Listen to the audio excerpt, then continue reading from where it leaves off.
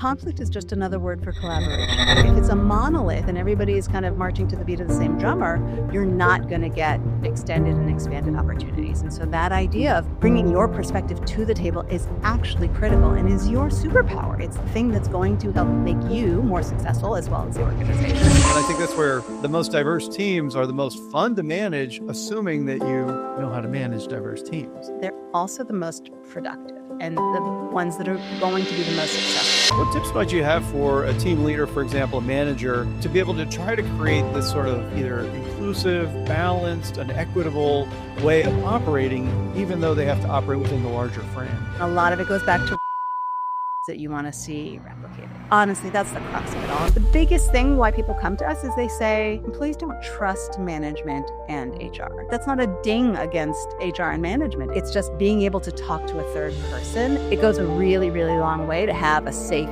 place where you can have those conversations, and especially when it's external.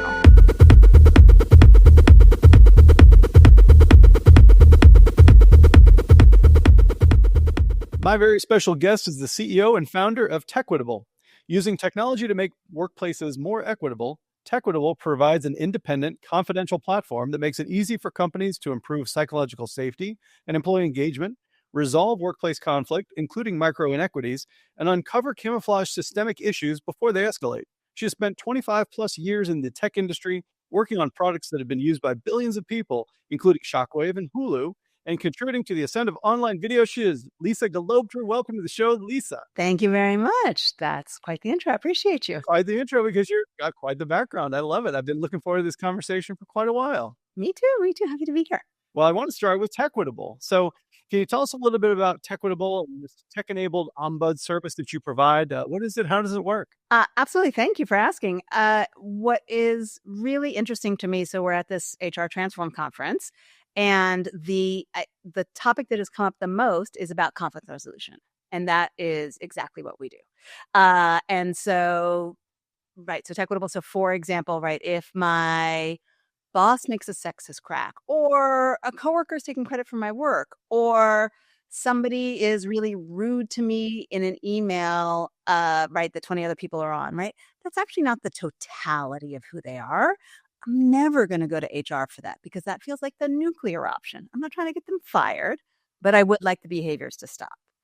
Flip side of it is, if I feel like I'm being overtly discriminated against, right, then I do want the organization to take immediate action. And so what Tequitable tries to do is help the employee in either of those situations figure out what their next step should be and how they can move forward. And then simultaneously, what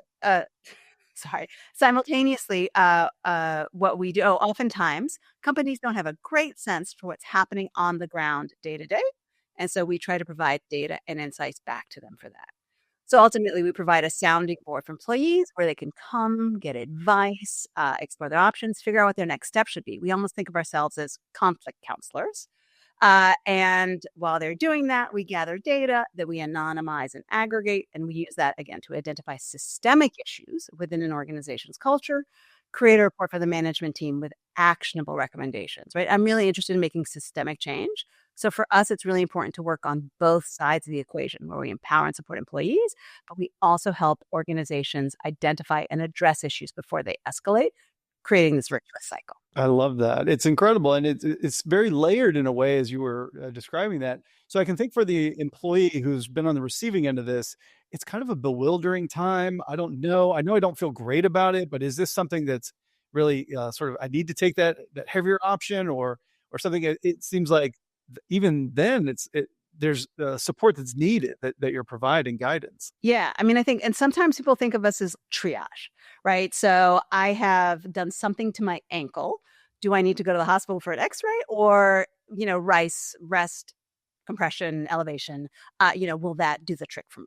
And so it's those kinds of things. Just really, the other thing that we hear so much from visitors, that's what we call employees who come to talk to us or use our platform, is how it really helps them get out of their own head and reframe their mindset. And so it really is, it's such a great tool for employees. Just, it doesn't have to be this big, scary, terrible thing that happened, right? It's like, I'm feeling some kind of way. What do I do? How do I say? How do I process it?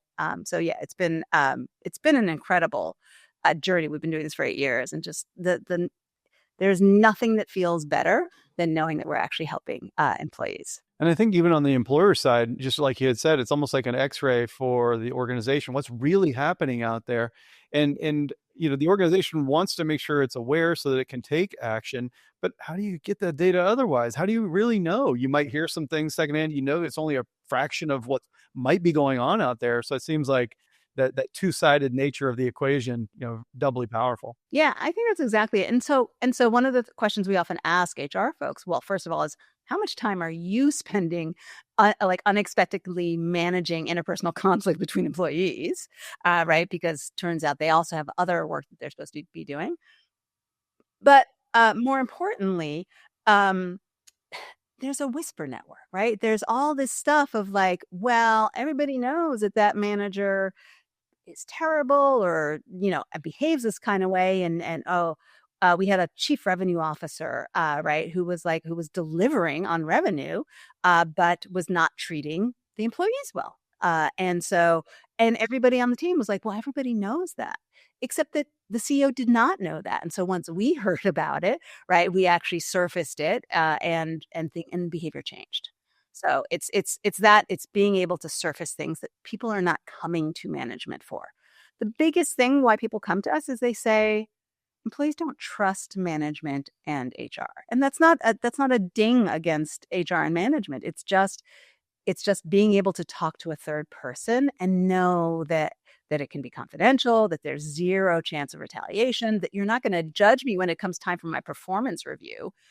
And also you're not taking, right, I don't want to hear like, oh, well, she didn't mean it that way. You shouldn't have taken it that way, right? Those kinds of things. And so it goes a really, really long way to have a safe place where you can have those conversations, and especially when it's external. And you're talking about really giving us a great illustration of the systemic issue. When you talk about chief revenue officer, it's not that there was just one relationship where there was some friction, some conflict. You're saying like, no, everybody knows that about how this person just approaches us.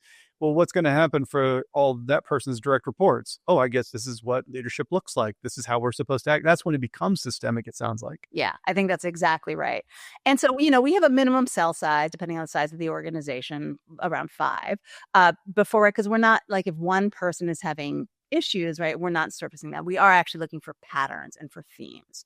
But it is so. One of my favorite examples is one of our customers. It was actually their number one piece of content read was, my manager is always taking credit for my work. And that was not even a top 5 piece of content for any other customer.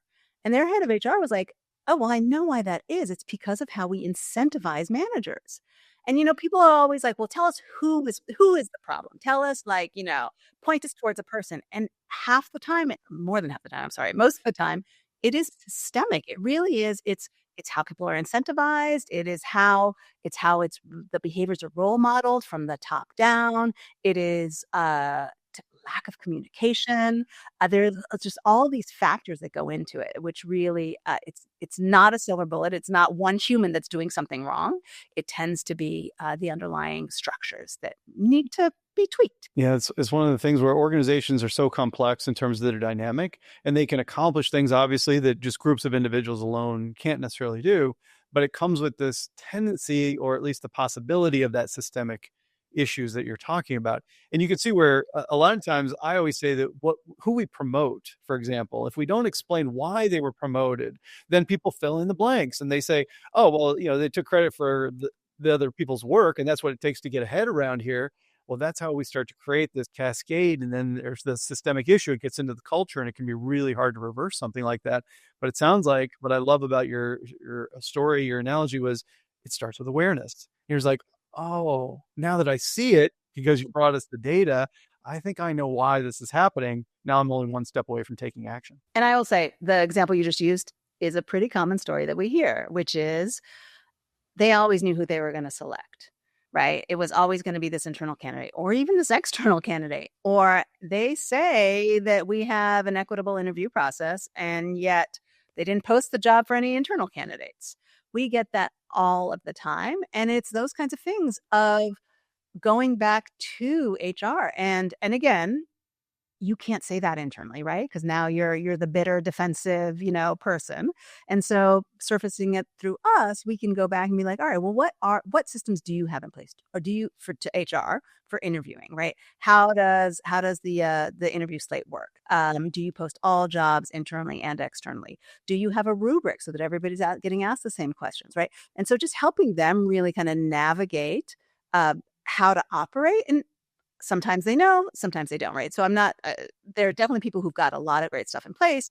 And the thing that's lacking can be communication. And so, this latest one actually of that was the person was like, yeah, we were going to hire that person. And so now, you know, what should I have said? And, the conversation was like, well, then it is about communication. It's about, well, what makes that person unique and special to that role? What skills do they have? And then surface that and talk about those things. And then also, by the way, talk to everybody else about what their promotion path might look like and what skills they need to work on to get to their next steps. And if you're doing that simultaneously, people will, be less resentful because they'll know what they can do. Yeah, they feel resentful oftentimes when they feel excluded. They feel they weren't part. There was some sort of an inside process. They weren't a part of it, or maybe the talk doesn't match the action. We say this is important, but then we never promote for that, whatever it might be. But I know that in this in this environment, this climate that we're in, there's always a lot of differences of opinion, different perspectives, but we still need high levels of collaboration. What are some ways that we can navigate when we're going to have differences of personality type, of views, of politics? There's so many different things where we take these collections of people and bring them together. Of course, we're not all going to be the same in many ways, but how do we still get collaboration from our work together? Yeah. I mean, first of all, I want to say it's not but, right? That's the beauty of it. The fact that we are not all the same, right? Because that would stifle innovation and creativity. And it really is bringing different perspectives together that makes for the best companies, the best bottom line, the best products. Um, so, it goes a long way. So, first of all, respect is really important, but also this idea of civility and understanding. The other thing I was going to say is we actually have a piece of content which is conflict is just another word for collaboration, right? Because again, if it's a monolith and everybody is kind of marching to the beat of the same drummer, you're not going to get extended and expanded opportunities. And so that idea of bringing your perspective to the table is actually critical and is your superpower. It's the thing that's going to help make you more successful as well as the organization. And so don't necessarily shy away from conflict, but like reframe it, right? It's not you're wrong. It's like, let's collaborate. Let's build on each other, right? It's the sum of the parts is greater than the whole. That is not the phrase, but yeah. And so I think that's the big part of it. I think communication is going to be a continual theme in terms of what I talk about because besides respect, but also this idea of like not everybody has your lived experience. Not everybody communicates the way you do. And people think about inclusion having to do with identity and demographics, but introverts and extroverts, right? There are people who need more time to process. So, for example, they need the agenda or the documents ahead of the meeting. There are people who actually work better brainstorming as a team when there's more people in the room, right? And so I would say that if you're going to be a good manager, it's actually crafting the space that allows people to shine, to actually do the work in the way that's best for them, right? As long as they're doing the work that you need them to do for the objective that you want them to achieve. It shouldn't be about how they're manifesting it. And so you want to create that space. And so I think that that's the critical thing in order to build like a holistic kind of collaborative team. I love that example, and it's how do I need to lead our team so that we can be at our best, and recognizing that I love your example too because it's so simple and it's something that took me forever to learn, which is that not everybody just wants to show up and talk it out like I do. And when I was like, wait a minute, you mean not everyone's just like me? The answer is no, no. So send the agenda ahead of time. Create spaces. If you're in a virtual environment, being able to use whiteboards and ways that everybody can contribute without having to be the loudest voice or the most extroverted person. That's how we start to get all the ideas onto the table and can benefit from all these different diverse perspectives that we need for innovation, for creativity, for collaboration, like you say. Yeah. And I think those are the skills that also make for a good leader and a good manager, right? And I think that that's That's the crux of it, and helping people figure out what their growth path needs to look like, again, based on who they are. And some of the thing that I recognize is that there's almost cultures within cultures. So, for example, a team might operate inside of a larger organization. The team leader doesn't get to pick the policies. They don't get to necessarily set the whole macro context of the organization. What tips might you have for a team leader, for example, a manager, to be able to try to create this sort of either inclusive, balanced, and equitable way of operating, even though they have to operate within the larger frame? Yeah. Again, a lot of it goes back to role modeling behaviors that you want to see replicated, right? That's honestly, that's the crux of it all. And whether it is from on high or whether it's you as a manager for your team, right? And then making sure that those norms and expectations and behaviors are communicated, right? Because some people don't know. There's an example where there was somebody used to walk in the lab and not say hello, not say good morning. And people were like, oh, she's standoffish. They felt some kind of way about it. But that's not how she operates. That's not how she moves. And so understanding that, again, people are bringing different perspectives to it. So I think role modeling is the number one thing that a leader can do. I will say looking out for different patterns of behaviors and setting people up for success with who they are. I think from an employee perspective, right? The idea of using I statements, right? So it's not like let me tell you what you did wrong, right? But it's like, this is how I receive something. That idea of intent versus impact.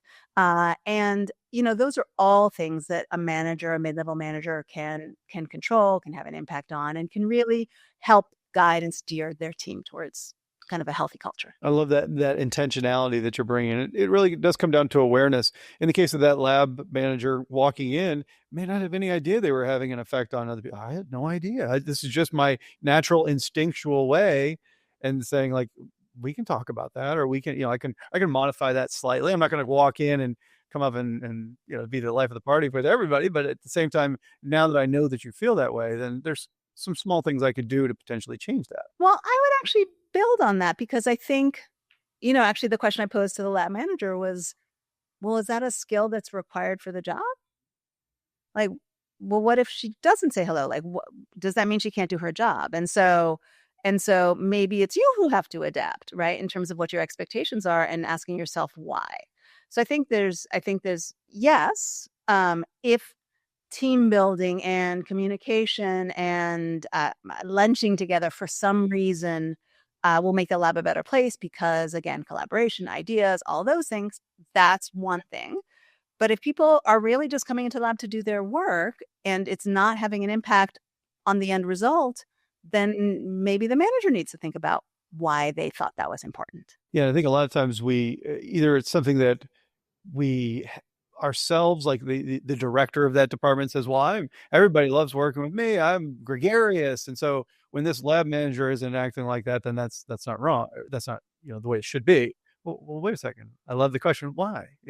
Let's challenge our assumptions, or let's challenge our natural inclinations and realize that there's multiple styles out there, and make sure that the things that we say we want are really necessary, is what I'm hearing. I will say, because I literally had that conversation, the lab manager was like, oh, like it was such a moment of realization of like, no, it turns out not everybody's like you.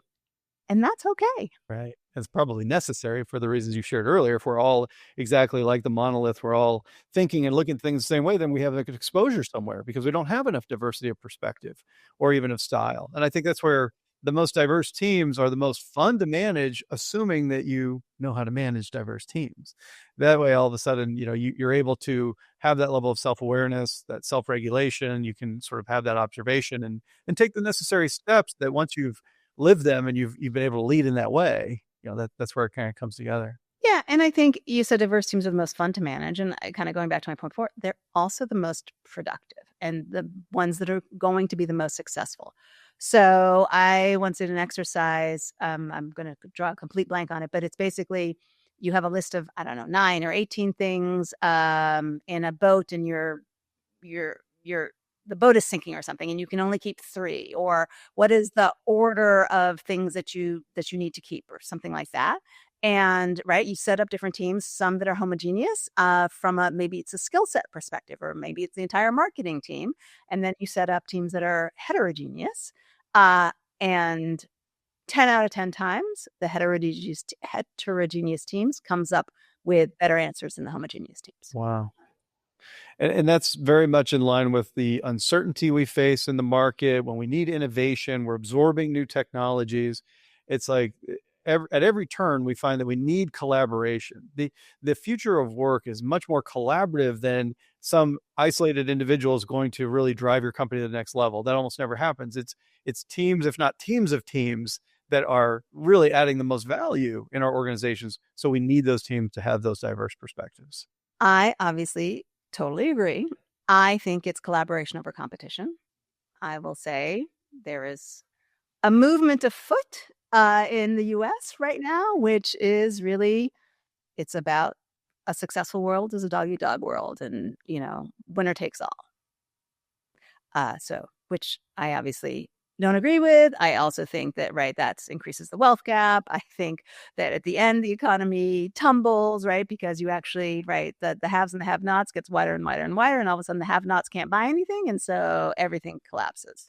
But sorry, not to get completely political, but yes, I'm a big believer in what is if you want to go, the proverb, right? If you want to go fast, go alone. If you want to go far, go together. Yeah. And I think that going far is absolutely what's paramount for us. And this, every time I see an intense focus on the short term or things that in the past used to work really well, I see it weaken our ability to handle a world that's changing so rapidly. And I think that a lot of people are being left out of sort of the equation, quite obviously. And it's encouraging to know that we have technologies that you're bringing to the table to help us put real data and analytics behind something that otherwise is so gut, so subjective, so sort of single pointed otherwise. So I think that that's very, very encouraging. Yeah, and I think that the beautiful thing about how Tequitable and any organizational ombuds operates is that we're a neutral, right? We're not actually saying, oh, yeah, that's right and that's wrong, right? So if somebody says, look, I think that was unfair how that person was hired, it may not have been an unfair process, right? It could just be their perception. It could be communication. It also could have been an unfair process, right? And so that idea of being able to surface the things again as patterns, as data that we can point to and be like, let's think about as a company or as an organization, how do you address and focus on that? And I think, yes, to your point, is actually getting concrete, hard, actionable pointers goes such a long way. I love it, Lisa. Well, what I want to do is have a hard shift here to a segment I always do with my guests, which is to ask a trivia question. You and I are going to be a team. I have no idea what the questions or the answers. We're going to do our best. It's one of my favorite things because you just never know. Oh, it's like in a sealed envelope? In a sealed envelope and everything. It's unbelievable. We don't normally get to do our live guest interviews here at Transform, so we pulled out all the stops. So here it is. I saw an article written by Duchess Magazine that mentions you are a computer scientist at CompuServe, and you laid the foundation of developing the animation used to produce. Is it GIF or GIF? I have to ask you. So I say GIF, but I will also, you You'll can ask the allow question. it? I need to say a lot more words. All right. So it says you laid the foundation of developing the animation used to produce GIF images. What was the most popular GIF used in 2021, according to Giphy? Oh my gosh.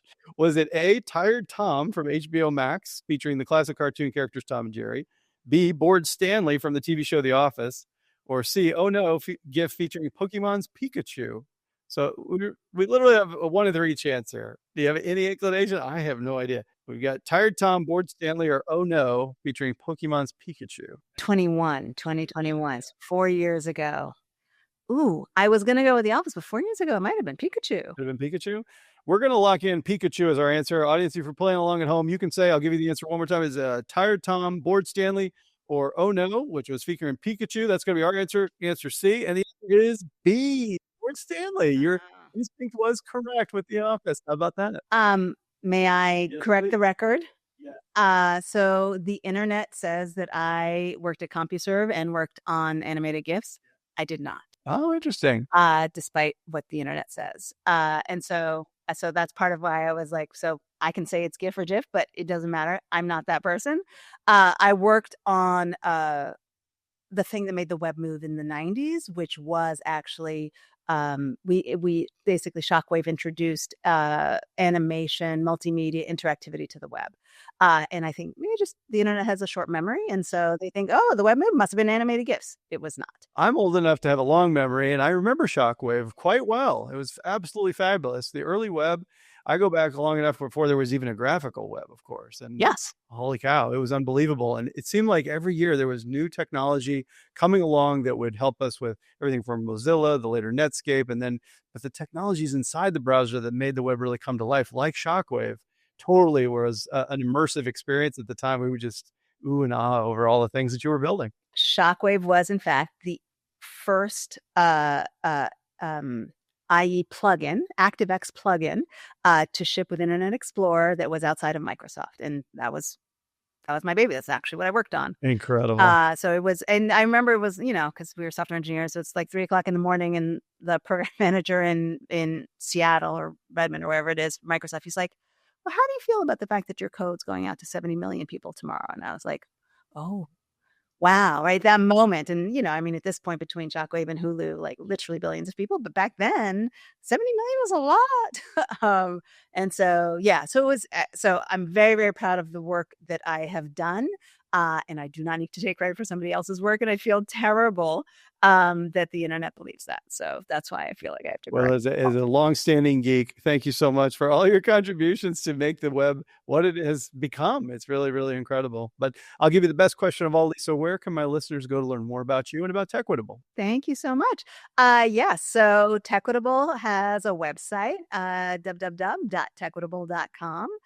And also for those who are particularly curious about what an organizational ombuds is, we actually have one of our links on there is what is an ombuds, and it's very clear explanation, just because I feel like some people really don't understand the difference between a formal channel and informal channel. So an organizational ombuds, people don't really know what that means. So but tequitable.com, you can learn all about me, us, the company, and what we do and how it operates and why it's such an important thing for organizations to have. I love it. Well, listeners, you're only one click away. I'm going to include those links in the show notes. You can get right over to Tequitable and learn about all the great things Lisa's been sharing with us today. Lisa, thanks so much for being on the show. Really loved having you on. Thanks for having me. It's been wonderful.